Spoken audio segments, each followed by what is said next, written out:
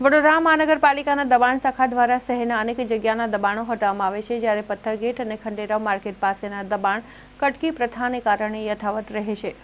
શહેરની મહાનગરપાલિકાની મુખ્ય કચેરી નજીક પથ્થરગેટ સાયકલ બજારના દબાણ છેલ્લા ઘણા વર્ષોથી એવા ને એવા જ રહે છે, જેમાં કોઈ પણ નવો મ્યુનિસિપલ કમિશનર જ્યારે શહેરમાં આવે છે ત્યારે નામ માત્રની કામગીરી કરવા પથ્થરગેટની મુલાકાત અવશ્ય લેવામાં આવે છે. ત્યારબાદ દબાણ યથાવત સ્થિતિમાં જ રહે છે. ગેરકાયદેસર સાયકલ દબાણ ક્યારે પણ હટતું નથી. આવી જ પરિસ્થિતિ મહાનગરપાલિકાની મુખ્ય કચેરી નજીક ખંડેરાવ માર્કેટ પાસેની છે, જ્યાં ફૂટપાથથી અડધા રોડ વચ્ચે સુધી ફ્રૂટની લારીઓ પથારાવાળાઓ બિંદાસ બેફામ દબાણ કરીને આખો રસ્તો કબજો કરી લે છે, જેમાં ટ્રાફિક પોલીસની પણ હપ્તાભર તદ્દી ચાલતી હોવાની લોકોમાં ચર્ચા ચાલે છે.